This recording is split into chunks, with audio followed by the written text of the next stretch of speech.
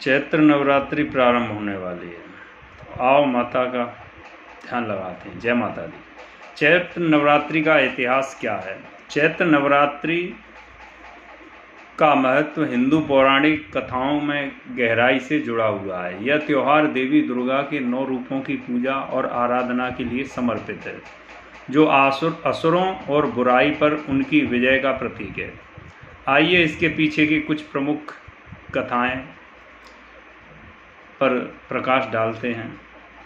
तो सबसे पहली कथा है महिषासुर मर्दिनी, अर्थात महिषासुर नामक राक्षस ने अपनी अद्भुत शक्ति से देवताओं को पराजित कर दिया था। देवताओं ने माँ दुर्गा की पूजा की और उन्हें अपनी शक्ति से संपन्न किया, अर्थात प्रसन्न किया। माँ दुर्गा ने 9 दिनों तक युद्ध किया और महिषासुर को मार गिराया, जिससे देवताओं को अपनी सत्ता की पुनर्स्थापना मिली।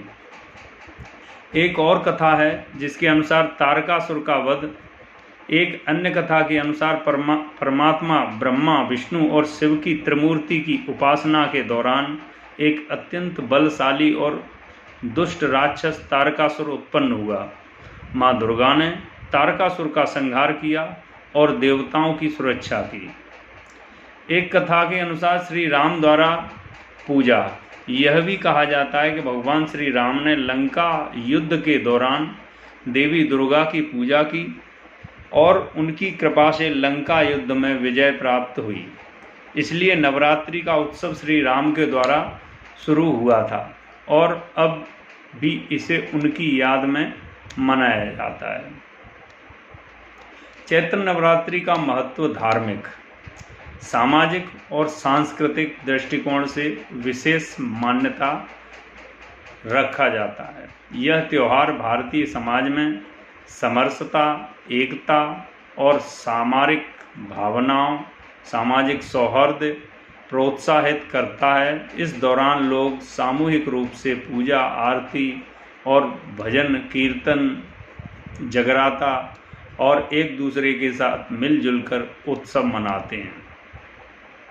चैत्र नवरात्रि के दौरान देवी दुर्गा के 9 रूपों की पूजा की जाती है, जिनमें शामिल हैं शैलपुत्री, अर्थात पर्वतराज की पुत्री। दूसरी हैं ब्रह्मचारिणी, तपस्या की मूर्ति। तीसरी हैं माँ चंद्रघंटा, शांति और पराक्रम की देवी। चौथी हैं माँ कूष्मांडा, ब्रह्मांड की रचयिता। पांचवी हैं स्कंद माता, कार्तिकेय जी की माता, जो कार्तिकेय जी सुरों के सेनापति थे। पांचवी हैं माँ कात्यायनी, महिषासुर की संहारक। कालरात्रि अंधकार का नाश करने वाली हैं। महागौरी साधक के सभी पापों को हरने वाली हैं। सिद्धदात्री, सिद्धियों की दात्री हैं। ऐसी माँ सिद्धदात्री की जय हो। तो आपको नवरात्रा की बहुत बहुत शुभकामनाएं। माता रानी आपकी सभी मनोरथ सिद्ध करें। माता की उपासना करिए और सच्चे मन से, श्रद्धा से, भाव से माता को मनाइए। जय माता दी। जय हिंद, जय भारत।